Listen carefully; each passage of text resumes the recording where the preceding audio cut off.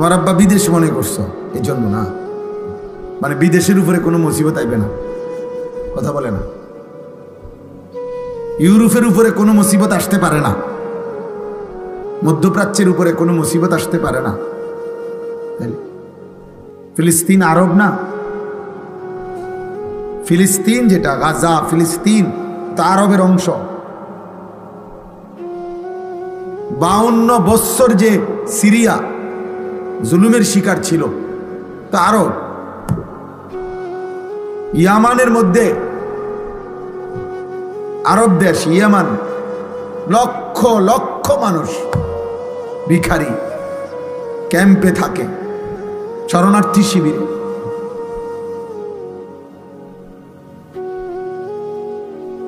এজন্য প্রিয় ভাই, আমি আমার কথা শুরু করতে চাচ্ছি, কিন্তু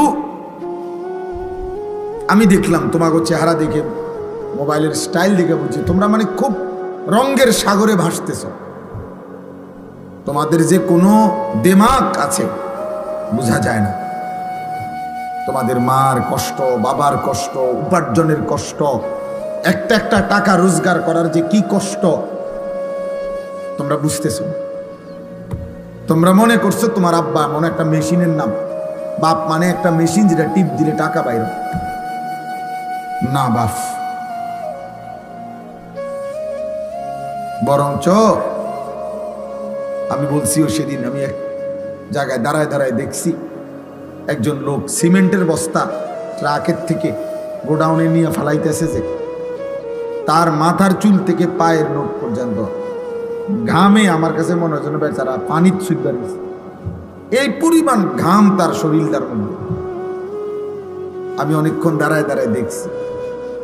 এক বস্তা সিমেন্টের জন্য তাকে এই কোমরটা কমপক্ষে মনে করেন এখান থেকে ওইখানে 5টা মিনিট উপরে গিয়ে থাকতে হয়, এরপরে গিয়ে গোডাউনে ফালায়।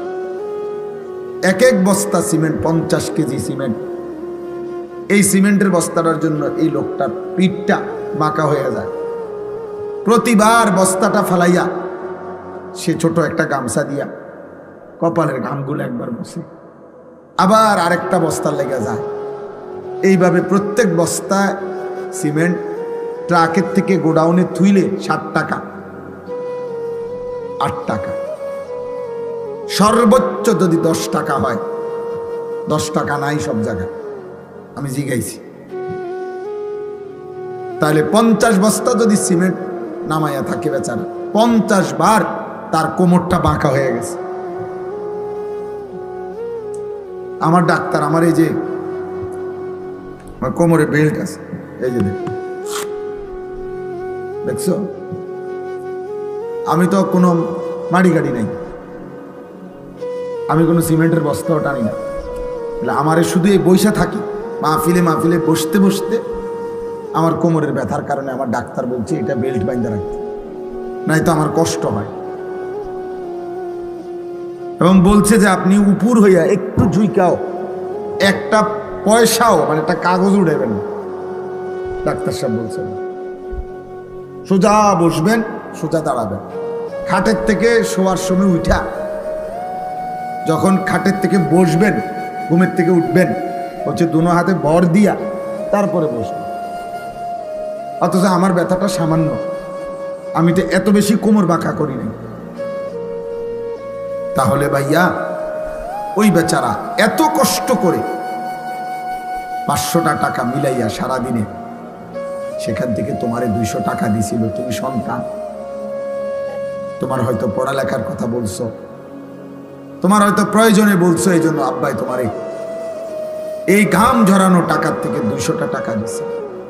সেই টাকা দিয়া তুমি জানোয়ারে মোবাইলে এমবি ঢুকাইয়া উলঙ্গ ছবি দেখো। তোমার মতো নিকৃষ্ট জানোয়ার আর কোনো মানুষের বাচ্চা হতো না।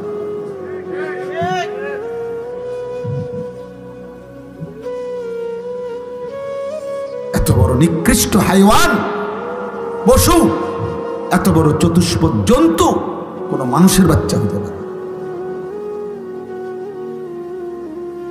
করলিটা কি বেটা? তোর বাবার কি পরিমাণ ঘাম ঝরছে।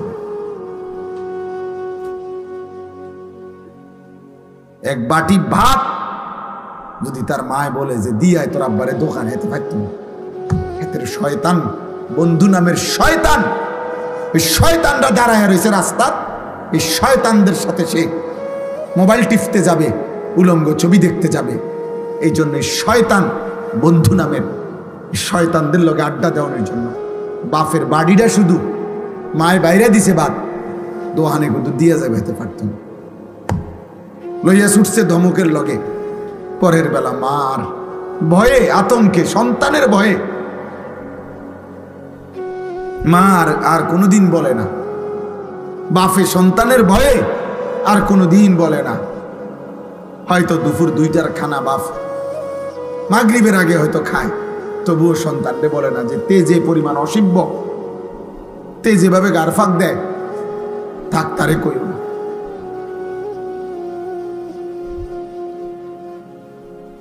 আজকে এক মা আমার মাদ্রাসার মাহফিলে কিশোরগঞ্জ থেকে, হাসেম ভাই, কিশোরগঞ্জ থেকে এক মহিলা তার ছেলেটাকে নিয়ে আসছে আমার মাদ্রাসায়, আইনা আমার মাদ্রাসার ওস্তাদরে দিয়া আমার কাছে ছেলেটারে পাঠাইছে। কয় হুজুর, আমার কলিজা ছেঁড়া সন্তান, আমার সারাটা জীবনের সন্তানরা আমি ইয়া করছি, বড় করছি, সন্তান কোনোভাবেই আমার কথা শোনে না, আপনি একটু নসিহত করে দেন।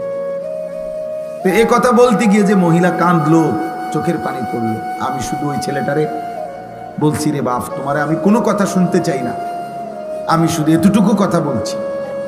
আমি বলছি ওই ছেলেরা, আমি বলছি বাপ, তোরে আমি বললাম আমার নাম মনে রাখিস, যে মায়ের চোখের পানি ফেললে এতগুলো, যদি আল্লাহর কসম যদি ফিরে না আসো, মার কথা মতো আল্লাহর নাফরমানি যদি না ছাড়ো, আমি বললাম তুই পথে পথে ভিক্ষা করবি।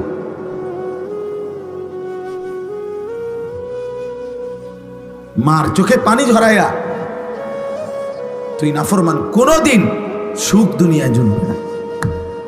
পুরা দুরা কয়েকদিন চলতে পারবা, এমন জায়গায় থমকে যাবা মায়েরা বদদোয়ায়, যেদিন আর ঘুরে দাঁড়াইতে পারতাম। কয়শো নজির লাগবে তোমার, কয় হাজার দলিল লাগবে, বাপেরে কষ্ট দিয়ে সুখে থাকবা? হ্যাঁ, মায়ের চোখে পানি ঝরাইয়া সুখে থাকবা? তোমার সমবয়সী বন্ধুরা তোমারে নিরাপত্তা দিবে? হ্যাঁ, ওই শয়তানগুলা। সারাদিনে যেই বন্ধু এক ওয়াক্ত নামাজ পড়ে না, ওই বন্ধু হয়তো শয়তান। সারাদিনে মোবাইলে নারী ছাড়া, ছবি ছাড়া আর কিছু দেখে না, যে হয়তো শয়তান, হয়তো ইবলিস। ও কিসের বন্ধু আবার? ও কিসের আবার বন্ধু এটা? এই জন্য প্রিয় ছেলেরা, আমার কথা মনে রাখো আব্বা, আমি তোমাদেরই ভাই। এই গ্রামের এমন কেউ নাই যে আমারে চেনে না। বয়স্ক এমন লোক মনে হয় না কেউ আছে যা করে আমি চিনি না। আমি সবার সাথে পরিচিত মানুষ। আল্লাহর নবী সাল্লাল্লাহু আলাইহি ওয়াসাল্লাম বলছেন, বাবারাও শুনেন, ছেলেরাও শুনেন, আল্লাহর নবী বলছে, কুল্লু যুনুব ইউআখিরুল্লাহু ইলা আজালিম মুসাম্মা।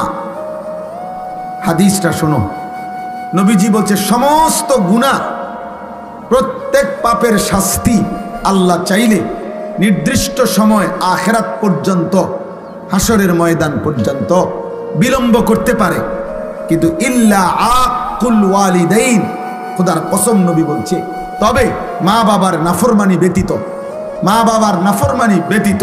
নবীজি বলেন, ফাইন্নাহু লান ইয়ামুতা হাত্তা ইউআযযিবাহুল্লাহু ফিল আরদ। নবীজি বলেন, মা বাবারে কষ্ট দিছে, চোখের পানি ফেলছে, মা বাবার নাফরমান সন্তান, নবীজি বলছে তার মৃত্যু হবে না তারে আল্লাহ জমিনে বেইজ্জতি না করা পর্যন্ত। তোকে আল্লাহ জমিনে বেইজ্জতি করবে।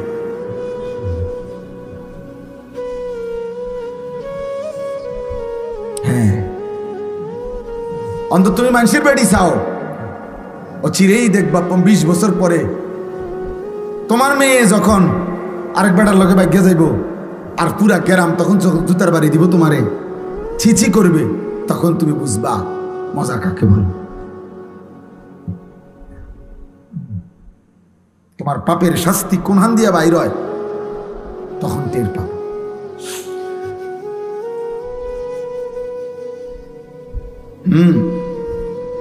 আমাদের এই মুরাদনগরের একজন বড় আলেম আমার একদিন বলছেন, মেয়ে আরেক ছেলের সাথে পলায়া গেছে, বিবাহ বন্ধনে হোক সম্পর্ক কইরা চলে গেছে।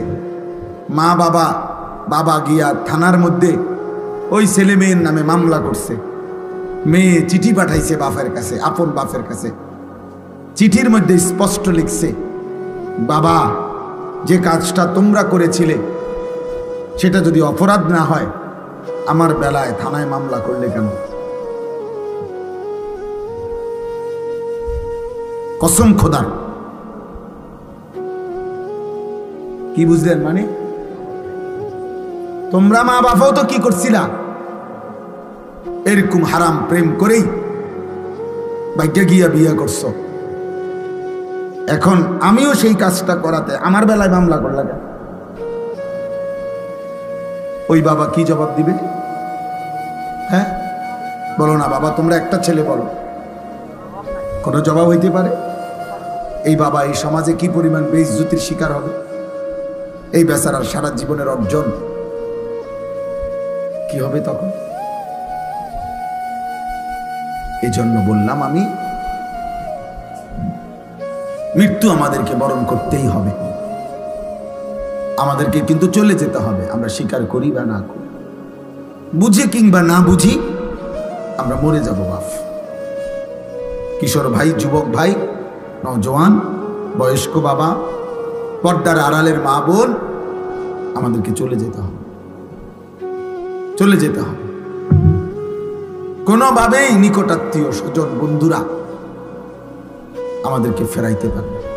আমি যে আয়াত পড়ছি সূরা ওয়াকিয়া, কোরআনুল কারীমের 56 নম্বর সূরা, 27 নম্বর পারা, এই সূরার 5টা আয়াত পড়ছি আমি। মূলত এই আয়াতের মধ্যে আমি বুঝাইতেছি আপনাদেরকে, এই আয়াতের মধ্যে মূল বক্তব্য মৃত্যুকালীন একটা অবস্থা আল্লাহ তুলে ধরছেন। অবিশ্বাসী, কাফের, মুশরিক, মুনাফিক, নাফরমান, পাপীদেরকে বুঝাইবার জন্য আল্লাহ মৃত্যুকালীন, কোন মানুষের মৃত্যুকালীন অবস্থাটা একটা চিত্র তুলে ধরে আল্লাহ তাআলা নাফরমান পাপীদেরকে বুঝাইতে চাইছে এই 5টা আয়াত। আমি সেটাই বলে আমার কথা শেষ হবে ইনশাআল্লাহ। সূরা ওয়াকিয়া, সূরাটার নাম, অনেক ফজিলতপূর্ণ কোরআন শরীফের একটা সূরা, অনেক দামি সূরা। আমাদের নবী সাল্লাল্লাহু আলাইহি সাল্লাম বলছেন, যে ব্যক্তি প্রত্যেক রাত্রে একবার এই সূরা ওয়াকিয়া পাঠ করবে, নবী ওয়াদা দিছে, মান ক্বারাআ সূরাতাল ওয়াকিয়া ফি কুল্লি লাইলাতিন লাম তুসিবহু ফাকাতুন আবাদা। নবীজি বলছে, সূরা ওয়াকিয়া যে প্রত্যেক দিন রাতে পড়বে, আল্লাহর নবী বলছে তাকে কখনোই দারিদ্রতা, অভাব স্পর্শ করবে না। এজন্য যুগ যুগ ধরে মাদ্রাসাগুলোর মধ্যে, বিশেষ করে কওমি মাদ্রাসায়, যুগ যুগ ধরে মাগরিবের পরে এই সূরা পড়া হয়। আউলিয়া বুজুর্গরা সারা পৃথিবীতে যুগ যুগ ধরে, নেককার বান্দারা মাগরিবের নামাজের পরে সূরা ওয়াকিয়া পড়ে। সূরা ওয়াকিয়া আল্লাহ নবী সাল্লাল্লাহু আলাইহি ওয়াসাল্লাম বলছেন তাকে অভাব স্পর্শ করবে। রাসূলুল্লাহ সাল্লাল্লাহু আলাইহি সাল্লামের একজন বড় সাহাবী ছিলেন হযরত আব্দুল্লাহ ইবনে মাসউদ রাদিয়াল্লাহু তাআলা আনহু, অনেক বড় সাহাবী, জলিলুল কদর সাহাবী। নবীজির সাথে খুব বেশি যারা থাকতেন, নবীজির খাস খাদেম যারা ছিল, এর মধ্যে উনি একজন। আব্দুল্লাহ ইবনে মাসউদ ইসলামের 3য় খলিফা হযরত ওসমান রাদিয়াল্লাহু তাআলা আনহুর জামানায় উনি ইন্তেকাল করছেন। এই সাহাবী আব্দুল্লাহ ইবনে মাসউদ, তো ইন্তেকালের পূর্বে উনি অসুস্থ ছিলেন, বিছানায় শুয়ে আছেন, শেষ অবস্থা। তো হযরত ওসমান, মানে খলিফা, 3য় খলিফা, ওসমানের নাম শুনছেন না? উনি আসছেন এই আব্দুল্লাহ ইবনে মাসউদকে দেখার জন্য। তো ওনার পাশে বৈশা, এই ছেলেরা তোমরাও শোনো, বাবা আপনারাও শোনো, দেখেন কি কয়। সাহাবী ওসমান খলিফা, ওই আব্দুল্লাহ ইবনে মাসউদকে ইন্তেকালের পূর্বে বিছানায় শয্যাশায়ী নবীর সাহাবী এবং বিখ্যাত সাহাবী, ওনাকে বলতেছেন মা তাশতাকি, হে আব্দুল্লাহ আপনার রোগটা কি? সে জিজ্ঞাসা না অসুস্থতাটা কি? হযরত আব্দুল্লাহ ইবনে মাসউদ উসমান রাদিয়াল্লাহু তাআলা আনহুর কথার জবাবে বললেন জুনুবি, আমার সারা জিন্দেগীর গুনাহগুলো আমার রোগ। সাহাবী কি বলে? আমার সারা জীবনের গুনাহ আমার রোগ, আমার আর কোনো রোগ নেই। এবার হযরত উসমান রাদিয়াল্লাহু তাআলা আনহু বলতেছেন মা তাশতাহি, আপনার মনে কি চায়, আপনি কি চান, চান কি? হযরত আব্দুল্লাহ ইবনে মাসউদ রাদিয়াল্লাহু তাআলা আনহু বলেন রাহমাতু রাব্বি, আমি আমার রবের রহমত চাই। আমার অসুখ আমার গুনাহ, আমার সুস্থতা আমার রবের রহমত, আমার মালিকের রহমত চাই, মাগফিরাত চাই। এরপরে হযরত উসমান রাদিয়াল্লাহু তাআলা আনহু বললেন হাল আদউ লাকা তাবিবান, হযরত আব্দুল্লাহ ইবনে মাসউদকে বলেন আমি কি আপনার জন্য একজন ডাক্তার ডাকবো? যেহেতু তিনি খলিফা, বড় ডাক্তার আছে ওনার কাছে রাজ দরবারে, তো আমি কি আপনার জন্য একজন ডাক্তার আনমনি? সাহাবী কি কয় শুনেন, আত-তাবিবু কাদ আমরাদানি, হে উসমান ডাক্তার সাহেবই তো আমারে অসুস্থ বানাইছে, আমারে ডাক্তারই তো কি বানাইছে, অসুস্থ বানাইছে, আপনি কারে আনবেন? কে সে? এই কথা বলে কাকে বুঝাইছেন উনি? আল্লাহকে। কাকে? মূলত রোগ দেয় কে, সুস্থতা দেয় কে, এইটাই বুঝাইছে। আল্লাহই তো সুস্থ করবেন, আর তিনিই তো আমাকে রোগাক্রান্ত করেছেন। আমি আলগা লোক ডাইকালাম, আলগা লোক ডাইকালাম।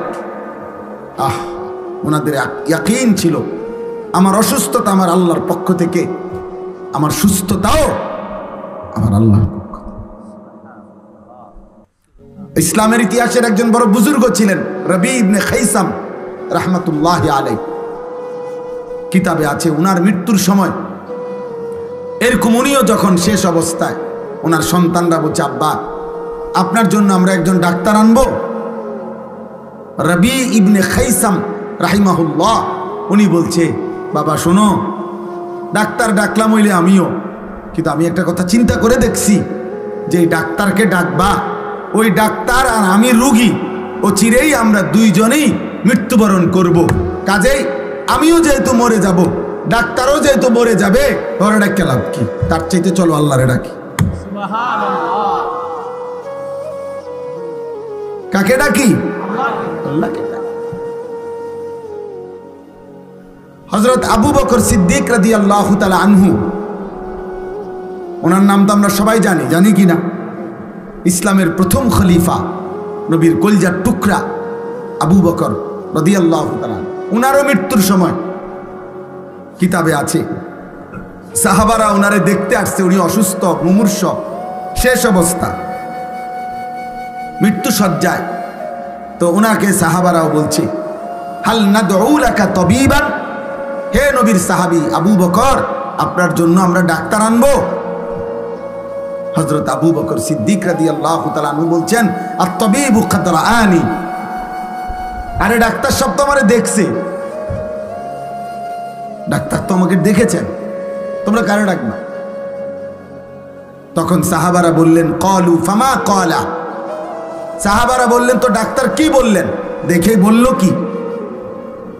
তখন হযরত আবু বকর সিদ্দিক রাদিয়াল্লাহু তাআলা আনহু বললেন ইন্নাহু ইয়াকুলু ইন্নী ফাআলুল লিমা উরিদ, ডাক্তার সাহেব বলছেন আবু বকর আমি যখন যা ইচ্ছা তাই করতে পারি। সেই ডাক্তারকে এই ছিল মুমিনের ঈমান। মুমিন ইন্তেকালের মুহূর্তেও, অসুস্থতার চূড়ান্ত মুহূর্তেও কাকে বলে নাই? আর আমরা সুস্থতায় সবল স্বাস্থ্যবান, শরীর যৌবন স্বাস্থ্য সব ঠিক আছে, আহা আমাদের আল্লাহকে মনে নাই। হায় কিশোর কেমনে জবাব দিব? কেমনে জবাব দিব? 1 বছর 2 বছর 4 বছরে হয়তো এমন হয়েছে কোনোদিন কোনো রোগাক্রান্ত হও নাই, এমন সুস্থ সবল, এমন তাজা শরীরে আল্লাহকে একটা সেজদা দিলা না, 1 ওয়াক্ত নামাজও পড়লা না। 365 দিনের 1 বছরে কোনোদিন ফজরের নামাজ পড়লা না। তোমার উপরে ফজরের নামাজ ফরজ হয় নাই? আল্লাহর নবী সাল্লাল্লাহু আলাইহি ওয়াসাল্লাম বলছেন, যে ফজরের নামাজ পড়ে না সে মুনাফিক। কসম আল্লাহ, নবী বলছে সে মুনাফিক, মুনাফিক, মুনাফিক। আর আল্লাহ কোরআনে বলছে, মুনাফিক তুই মনে রাখিস জাহান্নামের সবচেয়ে নিচে তোর স্থান। তাহলে বাপ, ওই কথা থেকে আবার ফিরে যাই। হযরত উসমান রাদিয়াল্লাহু তাআলা আনহু তখন বললেন ওই আব্দুল্লাহ ইবনে মাসউদ রাদিয়াল্লাহু তাআলা আনহু, ওই বেটা বাইরে কথা বলো না।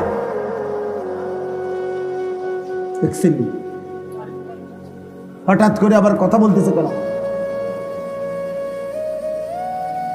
ভাইয়া কথা থাকলে রাস্তায় যাও, মেইন রোডে গিয়ে কথা বলো না। কথা থাকবে, অনেকের তো থাকতেই পারে কথা। এটা অনেকের কষ্ট করে যে মোবাইল বন্ধ করে তারপরে চুপচাপ এতক্ষণ ওয়াজ শোনা, এটা অনেকের জন্য কঠিন। এটা একটা কঠিন বিষয়। তো হযরত উসমান রাদিয়াল্লাহু তাআলা আনহু এবার আব্দুল্লাহ ইবনে মাসউদকে বললেন ওই মৃত্যু সজ্জায়, যে আমি আপনার জন্য একটা রাষ্ট্রীয় ভাতা পেনশনের মতো নির্ধারণ করে দিতে চাই, যাতে করে আপনার মৃত্যুর পরে আপনার সন্তানরা এটা দিয়া চলতে পারে পরিবার। হযরত আব্দুল্লাহ ইবনে মাসউদ বললেন, লা হাজাতা লি, আমার কোনো দরকার নেই, আমার এটার কোনো প্রয়োজন নাই। হযরত ওসমান বললেন, আরে আপনি তো মৃত্যুবরণ করবেন, শেষ অবস্থা আপনার বুঝতেছি আমরা, আপনার জন্য তো বলছি না, আপনার বিবি বাচ্চার জন্য বরাদ্দটা নিলে আপনার বিবি বাচ্চার উপকার হবে, এই জন্য আমি চাচ্ছি দিতে। উনি যেহেতু খলিফা, হ্যাঁ, তখন এই কথাটা বলার জন্য হযরত আব্দুল্লাহ ইবনে মাসউদ বললেন, হে উসমান আমিরুল মুমিনিন, আমার নবী সাল্লাল্লাহু আলাইহি সাল্লাম হায়াতে থাকাকালীন আমারে এমন একটা আমল শিখায় দিয়ে গেছে, যেই আমল আমি আমার বিবি বাচ্চা নিয়ে নিয়মিত করি, আমার ওই আমলটাই, আমার নবীর ওই ভবিষ্যৎবাণীটাই আমার জন্য যথেষ্ট। হযরত ওসমান বললেন, সেটা কি?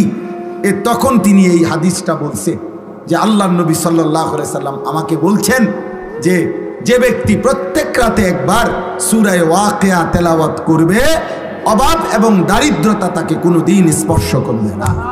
তা আমি তো নিজেও সূরা ওয়াকিয়া পড়ি, আমার বিবি বাচ্চারারও পড়াই, তাইলে আমার সংসারে অভাব আসবে না, সেটা আমার নবী বলে গেছে। তোমার সরকারি বরাদ্দ আমার লাগবে, তোমার রাষ্ট্রীয় বরাদ্দ আমার লাগবে। এই হলো মুমিনের ঈমান। মুমিনের ঈমান। নবী সাল্লাল্লাহু আলাইহি সাল্লাম বলছেন, লাউ তাওয়াক্কালতুম আলাল্লাহ হাক্কা তাওয়াক্কুলি লা রাযাকাকুম কামা ইয়ারযুকুত তাইর তাগদু খিমাসান ওয়া তারুহু বিতানা। নবীজি বলেন, আমার উম্মত, যদি তোমরা আল্লাহর উপরে পুরো ভরসা করতে, একটা পাখিকে আল্লাহ যেভাবে খাওয়ায়, চড়ুই পাখি, সামান্য পাখিকে আল্লাহ তোমাদেরকে ওইভাবে রিজিক দিতেন।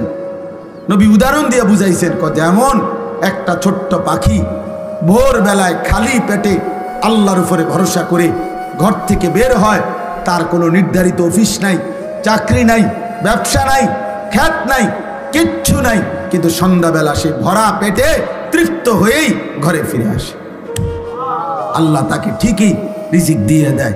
তাহলে আল্লাহ বলেন, নবী বলেন, তোমরাও যদি আল্লাহর উপরে ভরসা করতা, এমন পাখির মতো নিয়মিত রিজিক, হালাল পবিত্র রিজিক দিয়া আল্লাহ তোমাদেরকে তৃপ্ত করে দিতেন। কিন্তু হারাম করে এটা বুঝে না, সুদ করে এটা বোঝে না। সুদ করে আল্লাহরে ডাইরেক্ট বলে, আল্লাহ আমনে পারতেন না, আমনে কুলাইতে পারতেন না, আমনের কত কাম, আমনের লোকের অভাব আর নাই, আমনের ঝামেলা অনেক, আমার সুদ আমিই নেই, আমার অভাব আমি দূর করবো।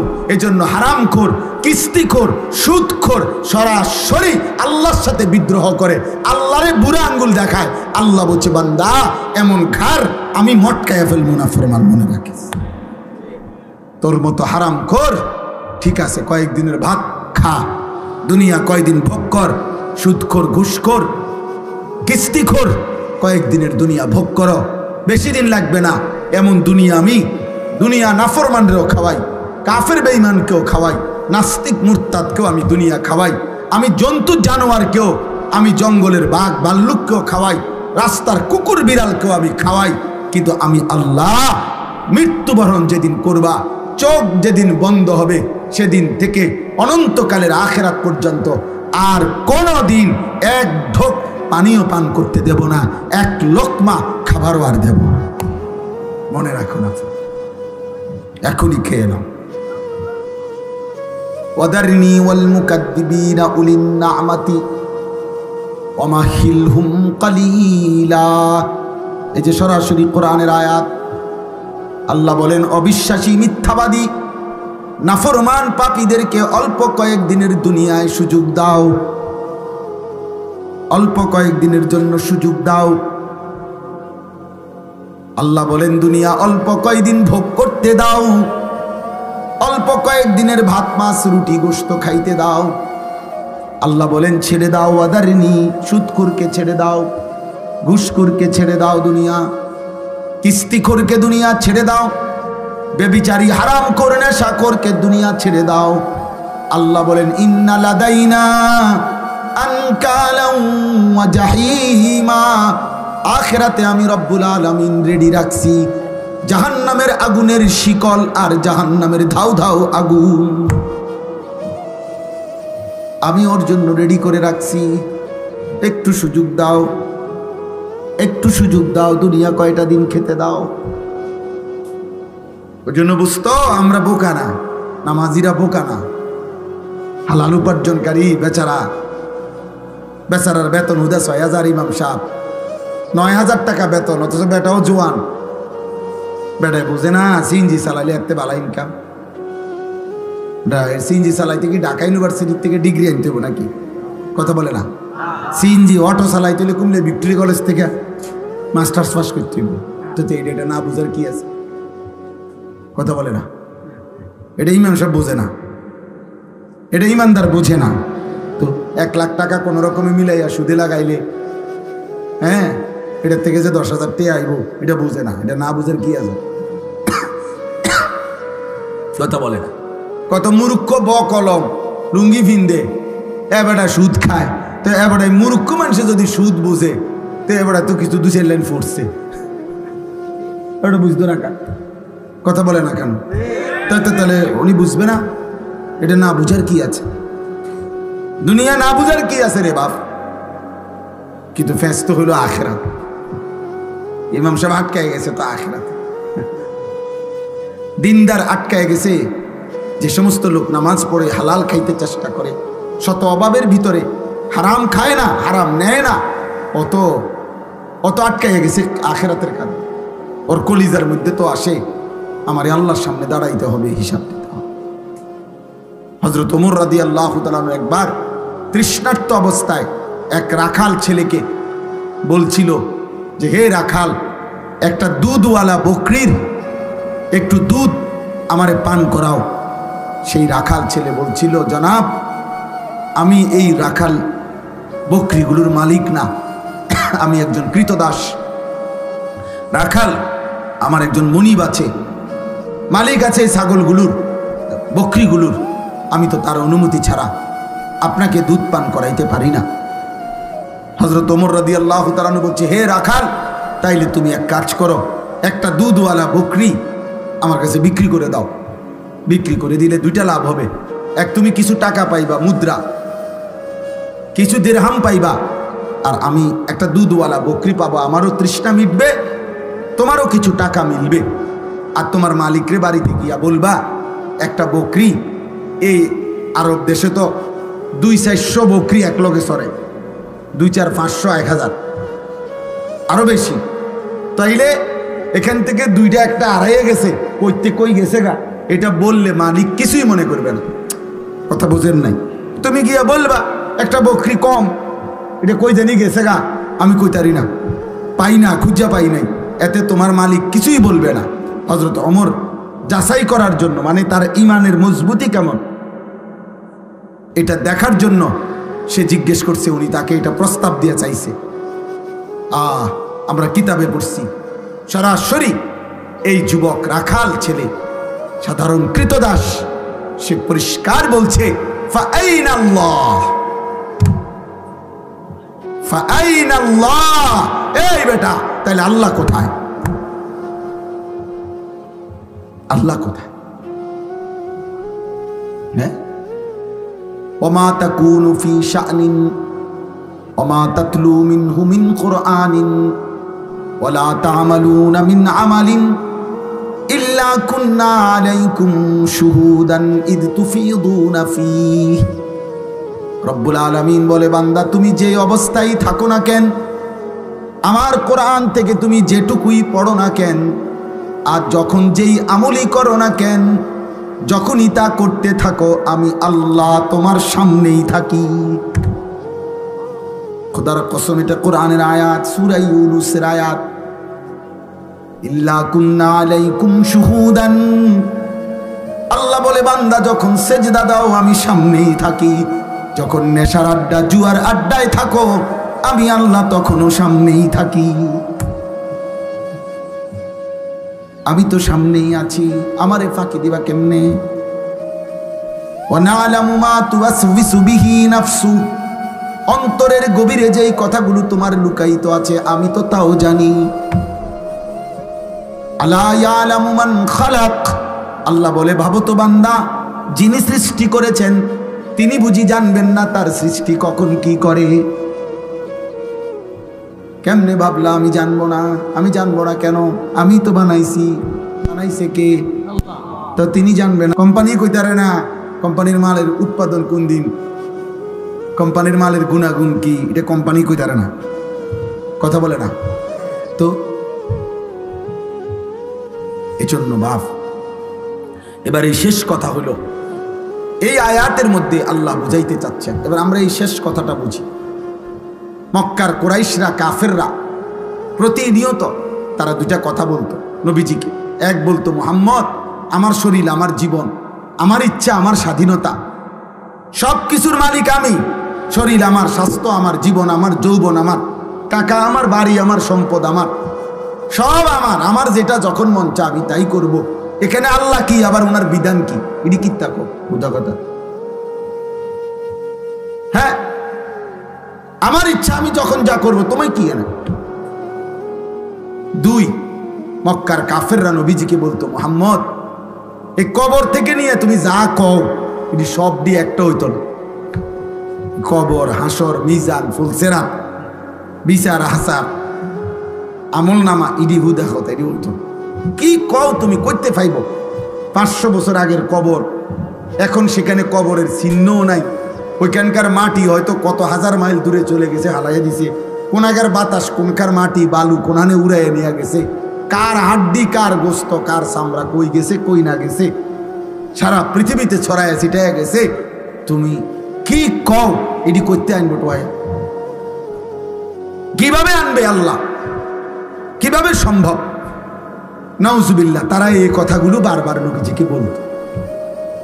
তো এই আয়াতে এবার বলে, আল্লাহ বলে, এই শেষ কথাটা শোনেন, প্রত্যেক পাপী, নাফরমান, কাফের, মুশরিক, বেঈমান, পাপী মৃত্যুর মুখোমুখি যখন হয়, তখন মালাকুল মউত আজরাইল যখন তার জান কবজ করতে আসে, নিয়ম হলো, হাদিসে আছে, নবী বলছে, মালাকুল মউত আজরাইল তার কলজাটা থেকে তার রুহুটা একটা টান দিয়া ছিঁড়ে ফেলে। নাফরমানের এই যখন রুহুটা ছিঁড়ে ফেলে, তখন এই রুহুটা আইসা হুলকুম, হুলকুম মানে কণ্ঠনালী, এখানে আইসা আটকায় যায়, এখানে আটকায়। এবার আর রুহুটা ভিতরেও যায় না, বাহিরও হয়, এখানে আটকাইয়া এই নাফরমান পাপী মৃত্যুর মুখে এই সময় প্রচন্ড কষ্টে ছটফট করে। তো আল্লাহ তাআলা বলতেছেন, ফালাউলা ইজা বালাগাতিল হুলকুম, তোমাদের কোন মুমূর্ষ মরণোন্মুখ ব্যক্তির যখন কণ্ঠনালীতে আইসা রুহুটা আটকায়া যায়, পৌঁছে যায়, ওয়া আনতুম হিনা ইদিন তানদুরুন, তোমরা তো তখন চারদিকে সবাই তাকাইয়া দেখতেছো তোমাকে লোকটা মুমূর্ষ ছটফট করতেছে, তোমরা তো তখন সাইডেই থাকো। আল্লাহ বলতেছে তাদেরকে, ওয়া নাহনু আকরাবু ইলাইহি মিনকুম ওয়ালাকিন লা তুবসিরুন, আর আমি আল্লাহ যদিও তোমরা দেখো না, আমিও এখানেই আছি। কথা বলে না তো আল্লাহ বলে এখনই প্রমাণ হোক আমিও আছি তোমরাও আছো। কথা বুঝেন না? তোমাকে লোকটাও আছে, তোমার আব্বাই তো বেটা, তোমার চাচাই তো, তোমার ভাই তো বেটা, তো এও শুয়ে রয়েছে, তার কণ্ঠনালীর কাছে রুহু চলে আসছে, সে ছটফট করতেছে। আমি আল্লাহও আছি, তোমরা নাফরমানরাও আছো, তার আত্মীয় স্বজন। আল্লাহ বলে তো আমি আল্লাহ, ফালাউলা ইন কুনতুম গায়রা মাদিনিন, যদি তোমরা বলে থাকো কবর হবে না, আখিরাত হবে না, আর কোথাও ফিরতে হবে না তোমাদেরকে, আমি আল্লাহ পাক পারবো না এগুলা, তাহলে তো নিশ্চয়ই আমি এই রুহুও তোর সরাই থাকতাম না। কারণ আমি যদি ওইডি পারতাম না, তোর এইটা পারবো কেমনে? তো কাজে তারজিউনাহা ইন কুনতুম সাদিকিন, হে নাফরমান, তোমরা তোমাদের দাবিতে যদি সত্যবাদী হও, তো তোমাদের এই স্বজনের রুহুটা তার আপন জায়গায় ফিরায় দাও। দে তোর আব্বারে দে ফিরে, তোর বাফেরে এখন আপন জায়গায় রুহু ফিরাই দে, তোর চাচার রুহু তার কলজাত আবার ফিরাই দে। সম্ভব? কথা বলে না সম্ভব? এই আল্লাহর কথা। তো যেহেতু এটা পারলা না, আমি আল্লাহ তো পারলাম, আমি তো রুহুটা বের করে নিলাম, তা আমি ওইটাও পারব। আর তুমি যেহেতু এটা পারো নাই, ওইটাও পারতাম, পারতাম। এই শেষ কথা। অতএব প্রিয় দোস্ত আমার, ভাই আমার, ছেলে আমার, বাবা আমার, একজনও যদি বুঝে থাকেন, এটা মনে রাখতে হবে, এই পৃথিবীর সকল শক্তি দিয়ে, সকল স্বজন, সকল বন্ধু, সকল আপনজন মিলেও, আপনজন সকলে একত্র হয়েও কেরান দিয়া করুক আর জিরা দিয়ে ধরুক, আপনার মৃত্যুর মুখ থেকে ফেরত দিতে পারবেন। মালাকুল মৌত নিয়েই যাবে, রুহুটা কবজ করেই নিবে। আমি আর তুমি বন্ধু, এই শেষ কথা, হাসলেও মরে যাব, কাঁদলেও মরে যাব, সুখে থাকলেও মরে যাব, দুঃখে থাকলেও মরে যাব, সেজদা দিলেও মৃত্যু হবে, শিরিক করলেও মৃত্যু হবে, আমল করতে করতে কেউ যদি আব্দুল কাদের জিলানিও হয় তাহলেও মরে যাবে, নাফরমানি করতে করতে কেউ যদি ফেরাউন নমরুদ হয় তারও কি হবে? মৃত্যু। রাজপ্রাসাদেও থাকলে মৃত্যু হবে, জীর্ণ কুঠির কুড়ে ঘরে থাকলেও কি হবে? মৃত্যু। কাজে কবরবাসীদের রুহের মাগফিরাত কামনার এই মাহফিলে কবরকে স্মরণ করো, মৃত্যুকে স্মরণ করো, মৃত্যুকে স্মরণ করো। তোমার প্রিয় কারো, তোমার বাবা, দাদা, চাচা, নানা, মামা, ফুফা, খালু, এমন কারো কবরস্থানে গিয়ে একবার দাঁড়ায়ও আর ডাক দিয়া বইল। আমার কাছে কিতাব আছে, কিতাবে লিখছে হযরত ওমর ইবনে আব্দুল আজিজ, ইসলামের পঞ্চম খলিফা, তিনি মাঝে মাঝে কবরে গিয়া কবরস্থানের সামনে ওনার আত্মীয় স্বজনদের কবরের দিকে তাকাইয়া কবরকে ডাক দিতেন, মৃত্যুকে ডাক দিতেন আর বলতেন, ইয়া মাউতু আইয়ুহাল কবরু, হে মৃত্যু, হে কবর, মাজা ফাআলতা বিল আহিব্বা, এই কবর আমার আপন জন করে গিয়া কি করলি রে? আমার আব্বারে কি করছো কবর বলো না, আমার দাদারে কি করছো কবর বলো না। হযরত ওমর ইবনে আব্দুল আজিজ বলেন, আমি শুনতে পাই কবর আমারে ডাক দিয়া বলছে, হে ওমর ইবনে আব্দুল আজিজ, তোমার আত্মীয়, তোমার স্বজন, তোমার আপন জনের শরীরের প্রতিটা অংশ জোড়া জোড়া আমি খুলে খুলে ছিন্ন ভিন্ন করে মাটির সাথে মিশাই দিছি।